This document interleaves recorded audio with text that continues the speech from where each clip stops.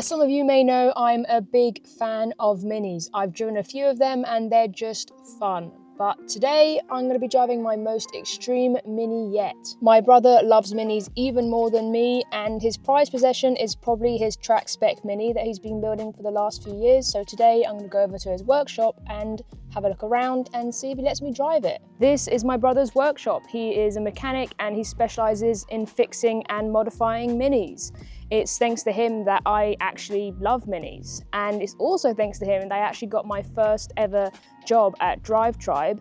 I was going through his mini tribe. He had a tribe on there in the very early days, and one day I saw a post about an internship, and the rest is history. Let's go inside and find his car.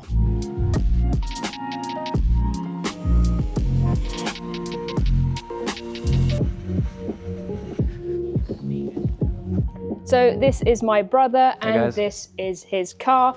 I would admit he's been building it for the last few years and he's been talking about it quite a bit, and I've not been a great sister. I've not really shown that much interest. I'm sorry. But I'm here today. I want you to tell me everything about the car, and hopefully later you might let me drive it. Absolutely. First up, it looks pretty mean. I don't know how I feel about gold leaf on the wing mirrors. Is that, I'm guessing that doesn't help with performance? No, not at all. That was all the hype a couple of years ago, and the supplier that was making them gave us a hefty discount to sort of do like a advert for the mirrors, and we had a spoiler as well. We've changed that out now. What's this for? That is the cutoff for the car. If you're ever in a crash or accident and you can't get out, someone from the outside can pull it and it shuts off the car. It's also a safety thing when you're doing track days. Oh, so it's like the thing you see on like the caterum. Exactly that. You pull it and it shuts off all the power to the car in case of a fire or other. I remember quite specifically in one of the Grand Tour episodes in Madagascar, and they're always stealing James's kill switch so he can't start his car. There's also quite a big fire extinguisher in there. That's worrying to me if I'm going to be driving this. Safety. Better to have it and not use it than not have it and need it. Guess. And by looking at it, someone who doesn't really know much, the back looks probably like the coolest area to me. You've got this massive, is this a wing or a spoiler? Depends where you're from.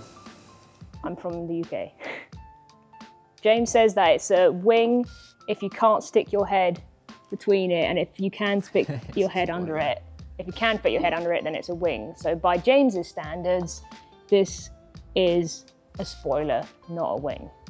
Happy with that? Sure. That description? That'll do. So we've got a massive, is that a roll cage? That's a half cage, yeah. Half cage, nice, like it in red. GoPro mount, much needed, I assume. Okay, let's see what I can name. What's what? So we have got turbo. Yes. In nice heat shielding. Yep, turbo blanket. Turbo blanket. We have got the engine. Well done. And that's as far as I can go. This thing looks special. It's carbon fibre. It's the air filter. Air filter, washer fluid, Yep. oil, Yep. coolant. Yes. I would pass my driving test. The workshop was starting to get a little bit loud, so we've moved to this lovely lay-by here, and we are now inside the car. I have a few questions, Jack. First off, this steering wheel does not look normal. Is it a race car wheel? Is it specific? It's just a bit more functional than your average steering wheel. Basically, it allows me to have sort of quick access to all my buttons as opposed to sort of fiddling around when I'm all strapped in. Launch control, map switching, indicators, horn and intercooler sprayers. So very easy to access when I'm driving rather than fiddling around. This gear changer, I assume? It looks like something out of a Ken Block video. Yeah, so it's a short shifter. It just makes it sort of shifts very precise. There's no sort of wandering of the shifter. You always sort of know and feel what gear you're in very easily. Okay, and then my final question is, what is this red button? It looks quite menacing. What is it and what is it for? That sets off the fire extinguisher, so if you ever see or smell a fire, you want to hit that as soon as possible and get out of the car very quickly. Okay, so to summarise, it's not the most comfortable interior. I guess it's fully built for function, and when I'm driving, I just need to make sure not to press the red button. Just don't touch anything, just hold on and drive it. Okay, so you are going to let me drive it, yeah? Yeah, go for it, yeah. Okay, before I drive this car, I would like to tell you about today's sponsor, Carly. They've just launched a totally free tool on their website which helps you figure out what could be wrong with your car and gives you an estimate on how much it would cost to fix it. All you have to do is enter some basic information about your car, the model, the make, the year, its rough mileage, and any symptoms you've been noticing. Maybe your engine's making a weird noise, there's a dash light that's been bothering you, and Carly will give you a list of potential issues that could be wrong with your car. It even tells you what could happen if you don't fix the issue and links to discussions where other people have shared their experience with the same problem. And it'll also give you a breakdown of what it could cost to get it fixed, so you know exactly what to expect when you go to the garage. So whether you're dealing with a strange noise, a funny dashboard light, or even smoke coming out of the exhaust, Carly Repair Costs will give you all the info you need to make an informed decision about your car. You'll know what's wrong, what it might cost to fix it, and what other people are saying about it. It's completely free to use, and you can try it right now by clicking the link in the description or by scanning this QR code. And if you want even more detail about your car, then Carly also has this OBD reader which you just plug in and you can find out exactly what's going on. Thank you so much to Carly for sponsoring today's video. Now I guess I've put it off as long as I can. I gotta drive this car. So accelerator's the big one. Yep. Left is brake, middle is brake, left is clutch. Right, so we're going to want to do left foot all the way to the floor. Hold it there, first gear. Yeah, perfect. So, handbrake off. And now we're going to gently release the clutch and accelerate at the same time. Don't worry if you over rev it, it really doesn't matter. Oh my god, we are off. Okay, that's surprising. Second gear, you can go in, yep. Don't worry about the crunch, that's very normal. Or me. Oh my god. Off we go, Jesus Christ. I didn't think we would get off the mark about stalling it, to be honest. I do have a twin disc clutch. Not very friendly for most. Okay. It feels very, very bumpy in here. Oh. Right, clutch in. Just stay there. Oh. Okay. Alright, another stop start. Here we go.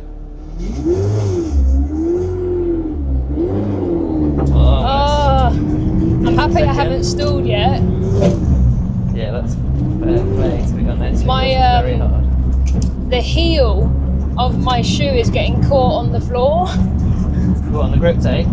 Yeah, no, like on the floor. So when I let the clutch out, my foot gets a bit stuck. Oh. But compared to driving a normal car, it feels very loud and very sort of shaky and rattly, which I'm not loving, but it feels way more responsive than anything I've driven. Okay, speed bump, I'm guessing first. Just let it roll over it. Oh, I got scared. Yeah, first is fine. Basically, if you don't have to do a clutch start, try not to, you can keep the momentum going. There it is. There it is. Oh, was my indicator still on? Yeah, they don't self-cancel. Okay. Ooh. Well, so far so good. Still alive. I am pretty scared though, because I know how much work you've put into this. Okay, I'm Yeah, going to indicate right, and then go right here. It feels really smooth. You're about to say smooth I was as it went over a bump. about to say smooth as it went over a bump. It feels really smooth in terms of, like, when I don't know if it's smooth's the right word, but when I move the steering wheel, it like turns instantly and it feels really, responsive and go-karty. Right, clutch in, look, go. That'll do. Right, give it a bit more speed in third gear. Lovely. And then floor it and hold it. Oh, there's a car coming. It's okay. That's fine. Clutch in. Shit. Oh, my heart rate's going mental. I know this is so stupid for most of you watching, because you'll be like, it's just a car, what's wrong with her? But I've been quite scared of driving for a good, since COVID really. And I've been trying to work on it and do more and more driving in different cars to try and get rid of that fear really. So even this is just normal driving a car for you. This is quite a big deal for me. She's not pressing it. We're getting close to the workshop again, so I'm going to park up there, have a little moment to recover, and then I'll give you my thoughts on the car. Dog. Clutch in.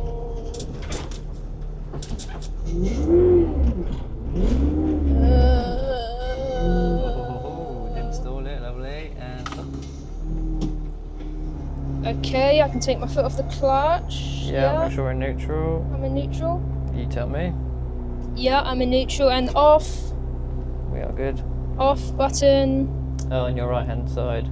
The red one. That's the one. The red button that I can press. The one that says start stop. I'm just being careful because you said don't press the red button. That's the one you don't want to touch, that one. Okay, seatbelt. Okay, survived. I've had a little moment to chill out after driving that, and I think I figured out my thoughts. It is a pretty cool car to drive. I don't think I'm itching to drive it again on that sort of road. I know it wasn't a great road we were on, but still, it was really bumpy, really shaky. This seat is quite uncomfortable. I did really like the sort of the reactivity of it, I guess. When I turned the wheel, it was there immediately. When I put my foot down, the power's there immediately. That was quite cool. But I think the overall sort of lack of comfort and I think probably the shaking's the biggest thing that's putting me off it. Well, it is a track car, so it sort of performs a lot better on the track than it does on the road. You should probably give it a go there, to be honest. Okay, let's go to Goodwood. All right, let's go.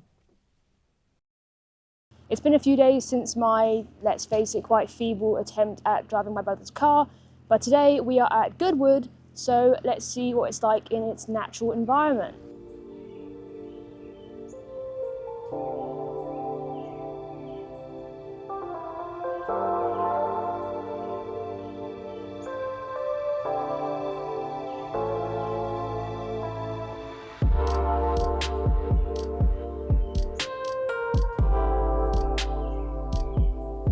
There are so many more cars here than I expected. It seems to be quite a busy track day here at Goodwood. There's also quite a lot of expensive cars, which worries me slightly. I definitely don't want to be driving into any of those or annoying them, really. So I'm wimping out and I'm not going to drive around the track. I'm going to let my brother go instead. He does love this stuff after all.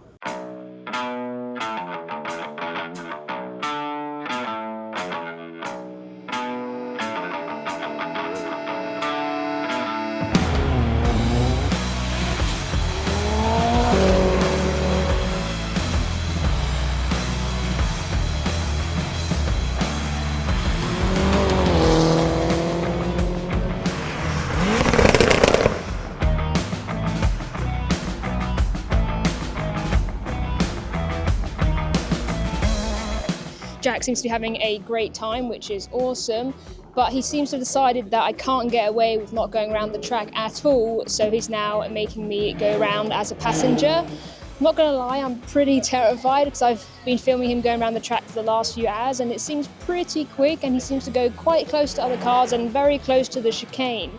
So I think there might be quite a lot of screaming involved in the next 15 or 20 minutes or so. Either that or me just begging him to slow down. I'm gonna find a helmet, put it on, and hope for the best.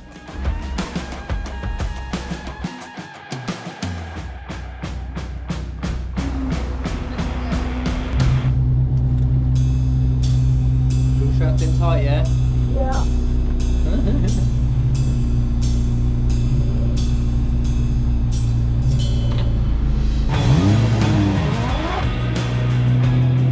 This is the bit I don't like. This is the flat out bit, isn't it? Oh, so close to the wall! Oh my god, it like kind of hurts, like when you go around the corner. Too fast, too fast. Too fast, too fast, too fast. Like my whole body is like tense.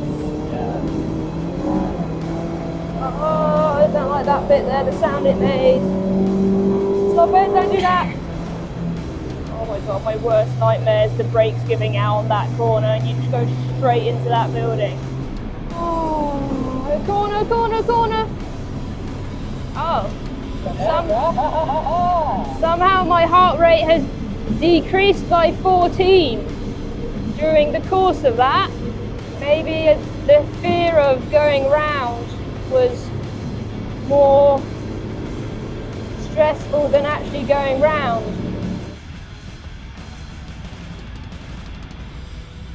I don't know how I ever thought I could drive that car around the track. It was absolutely terrifying just going around as a passenger. I think we got up to 135 miles per hour, which is I think 20 miles an hour faster than I've ever been on this track before. It was pretty scary. I don't know how people make decisions at that kind of speed. The human body is obviously not built for that, so that scares me a little bit. The fact that the car is sort of basically built from the ground up by my brother scares me a little bit, because it can be a bit temperamental sometimes. So every time we went around the tight corner, I was just stressing that the brakes would go and we'd just die. So that was a bit scary. I also got nauseous, which wasn't really expecting to get nauseous. I think something about the shaking of the car or the sort of tight cornering and the sharp braking made me just feel not great. I think it's clear from this experience that I am not built for speed. So I think I'm gonna go have a little lie down and call it a day. If you made this fun video, then thank you so much for watching, and hopefully I'll see you in the next one.